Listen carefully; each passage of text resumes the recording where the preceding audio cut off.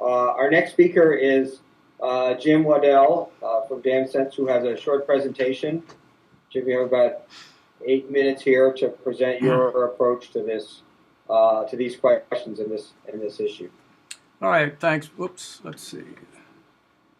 All right, thanks, Mark. Can you hear me now? Yes, we can. We can hear you. Okay, good.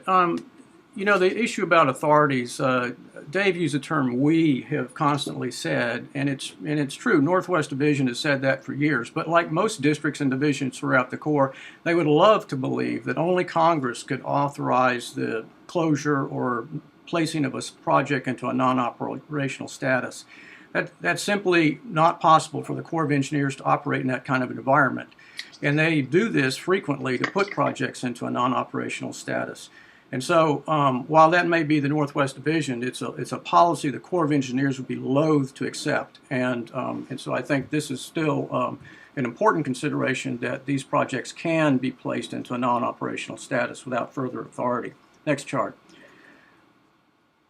The 2002 environmental impact statement was pointed out, and what's important about this document is many of the things that you've talked about in terms of procedure and policies and cost and so forth are included in that document.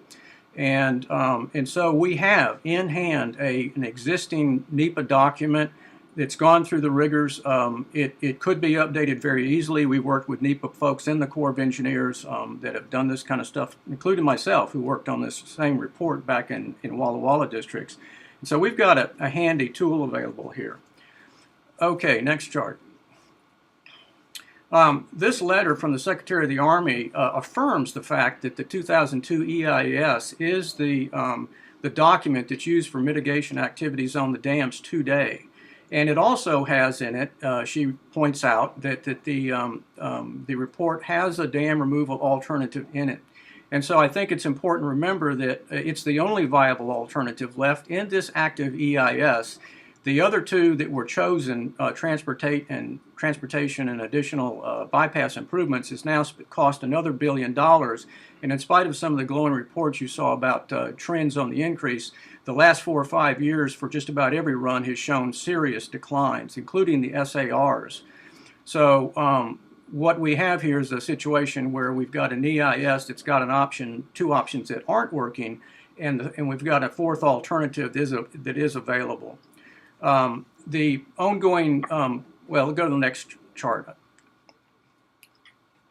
The other thing that we have to remember is that this ongoing litigation over the biological opinions, nor the court order's order for a new EIS, constrains the Corps from doing something now. They have a fiduciary responsibility at any time to protect the public interest, whether it be economic or environmental. These dams are a situation where both of them are in a bad situation. The economic benefit on these dams right now is well below 1 from an economic standpoint. And notwithstanding what BPA may say about their cost on these things, when you add up all the costs and the debt that Bonneville is accruing over these dams, their total debt's up to around $16 billion. This is a fundamental reason why both Bonneville and the Corps of Engineers would certainly want to get these dams breached as soon as possible. Next chart. The issue of who pays for this, I think people are forgetting that ultimately BPA is responsible for 92% of all costs associated with these dams.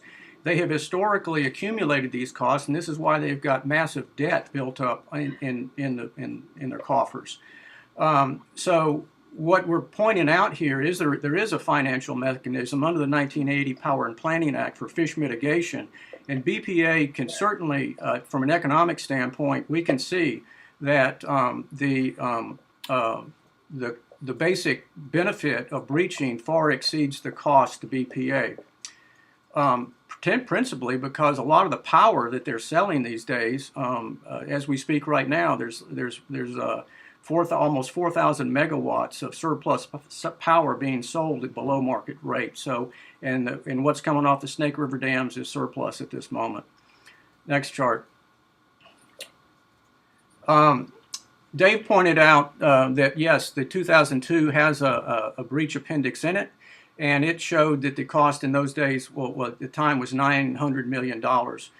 Subsequent reanalysis of that report by myself and other folks in the Corps of Engineers indicate that that estimate is off by $600 million.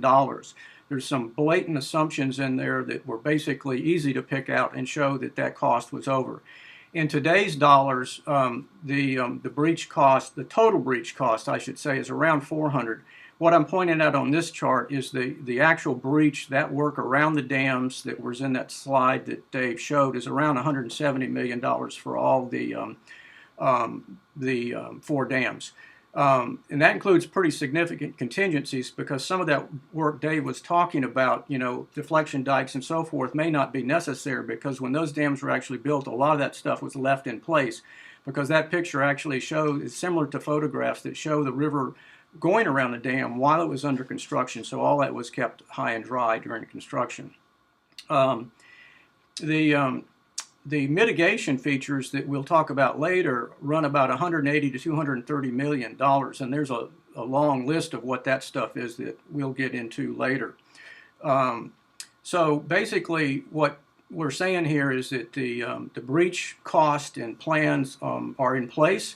They're not dated in any sense except for correcting the cost estimates, and we've shown that breaching through hydraulic methods can actually save a lot of money and do be done very quickly. And because we're using a hydraulic breach system, that can avoid all this lengthy design process that Dave mentioned of 6 or 7 years that under standard processes would cost $60 or $70 million just to do that. In fact, we've got a basic time and materials contract. Next chart, please. And what basically we can do is that, you know, given the pile of policy papers we have, not litigation documents, and that's mainly the EIS and all its technical documents, plus a few bulldozers and some other equipment, equals the next slide, which is in fact the graphic that Dave showed, a little cleaned up with some of the stuff removed, the notes and so forth. But I think it's important for people to realize the Corps really did look at channel bypass and found that it was an effective means of getting salmon passage around these dams, and the fact that when you look at the correct assumptions in terms of the cost, it really is something that can be done at a reasonable price. And certainly from an economic standpoint, it makes a lot of sense for both the Corps of Engineers and Bonneville Power to pursue this approach as soon as possible. I think that's all I got, so I'll stop there.